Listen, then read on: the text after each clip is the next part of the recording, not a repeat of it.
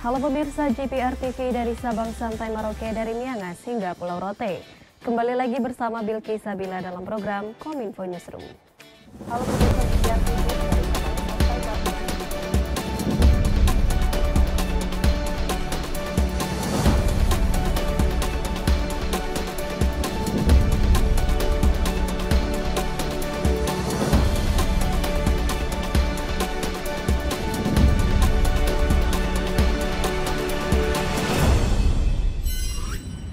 Kita ke informasi pertama pemirsa, pemerintah secara resmi akan mulai melarang ekspor minyak goreng pada 28 April 2022 mendatang.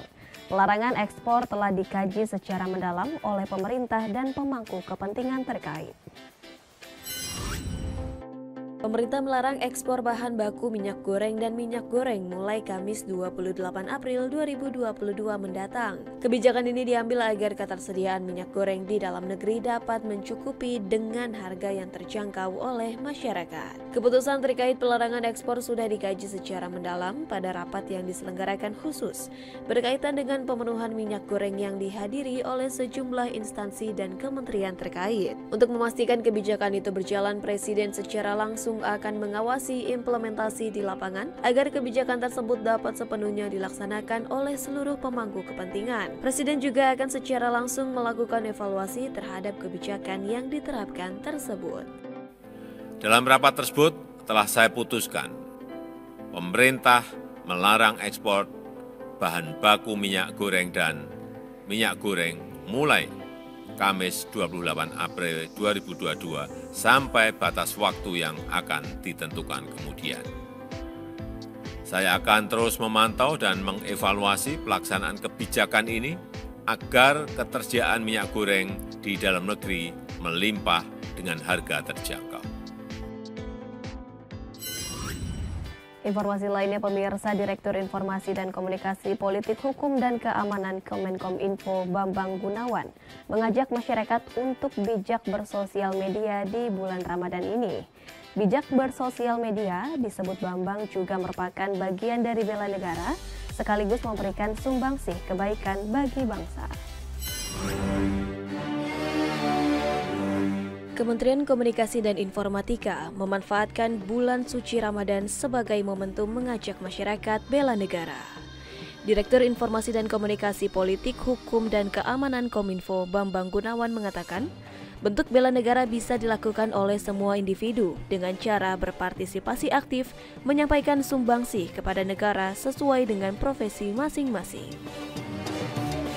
Cara bela negara adalah kira-kira definisinya bagaimana kita berpartisipasi aktif memberikan sumbangsih kepada negara sesuai dengan profesi kita masing-masing.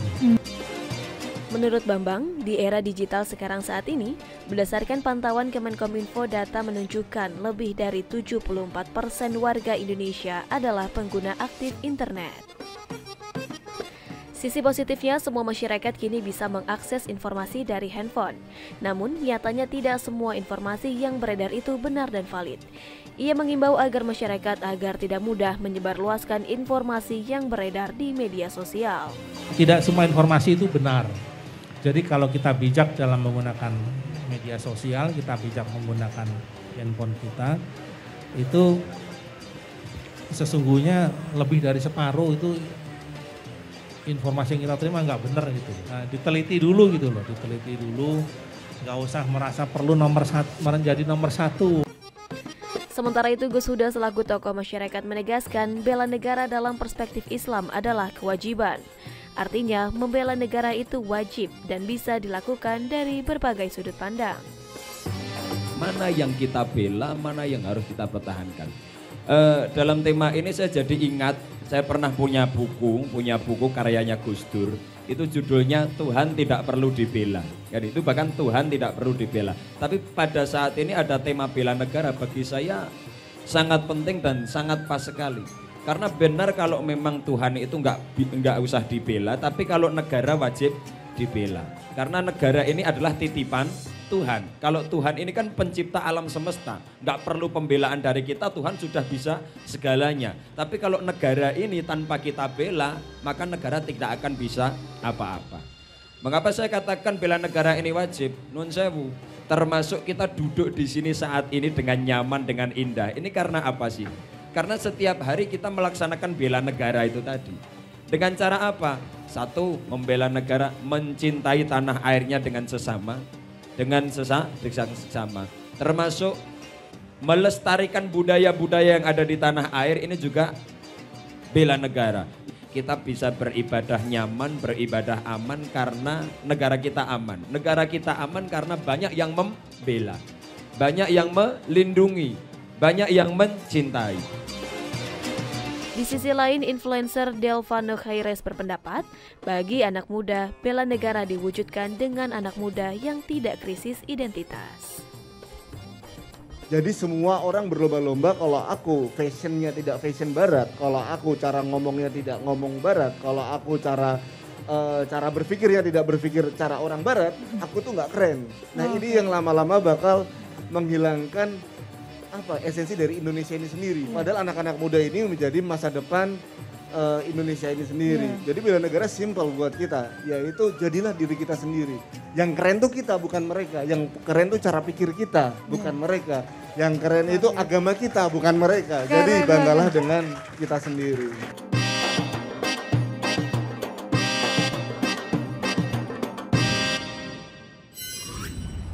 Kemenkop UKM mengadakan aksi afirmasi pembelian dan pemanfaatan produk dalam negeri di Jakarta Convention Center. Bisnis matching tahap kedua ini merupakan tindak lanjut arahan Presiden Joko Widodo terkait gerakan Bangga Buatan Indonesia. Sebanyak 100 pelaku UKM hadir dalam acara ini. Menteri Koperasi dan UKM secara resmi membuka puncak acara showcase dan bisnis matching tahap kedua belanja barang jasa pemerintah untuk produk dalam negeri dalam rangka aksi afirmasi pembelian dan pemanfaatan produk dalam negeri. Deputi Bidang UKM Kemenkop UKM Hanung Harimba Rahman melaporkan, pelaksanaan kegiatan ini merupakan tindak lanjut dari arahan Presiden Republik Indonesia kepada para menteri, kepala lembaga, kepala daerah, dan BUMN tentang aksi afirmasi peningkatan pembelian dan pemanfaatan produk dalam negeri di Provinsi Bali 25 Maret lalu. Kegiatan ini merupakan kerjasama Kementerian Koperasi dan UMKM dengan Kementerian Pariwisata dan Ekonomi Kreatif dan Kementerian Perindustrian. Acara puncak pameran dan temu bisnis ini dihadiri oleh Menteri, Kepala Lembaga, Gubernur, Bupati, Wali Kota, Direktur Utama BUMN seluruh Indonesia untuk meyakinkan bahwa produk-produk UMKM telah mampu bersaing dan memiliki kualitas yang baik untuk memenuhi kebutuhan barang dan jasa pemerintah. Kegiatan ini dilaksanakan pada 25 hingga 26 April di Jakarta Convention Center, meliputi pameran produk UMKM yang menghadiri 100 UKM dengan fokus produk substitusi impor yang inovatif, serta temu bisnis kementerian, lembaga, dan pemerintah provinsi dengan rencana umum pengadaan barang dan jasa pengadaan produk dalam negeri yang terbesar secara offline dan online. Setelah 2 tahun belakangan tidak memberangkatkan jamaah haji akibat pandemi COVID-19, Indonesia akan kembali memberangkatkan 100.051 jamaah dengan kloter pertama yang berangkat pada 4 Juni 2022.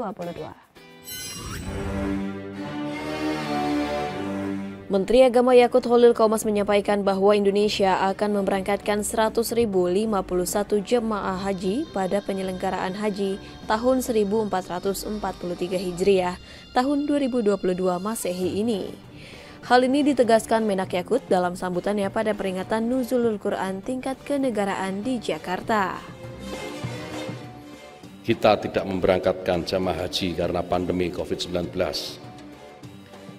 Alhamdulillah atas ikhtiar dan doa kita semua, di tahun ini kita akan memberangkatkan kembali jemaah haji dengan kuota 100.051 jamaah dan 1.901 petugas.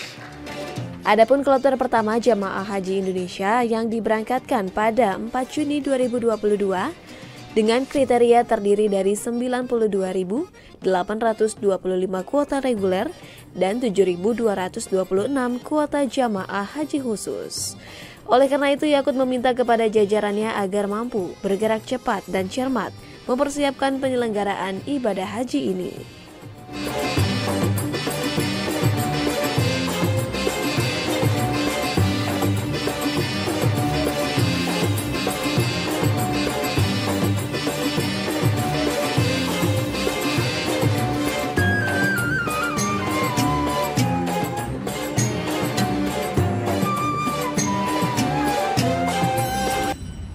Pemirsa, usai jeda kami akan kembali dengan beragam informasi menarik lainnya. Tetaplah bersama kami dalam Kominfo Newsroom.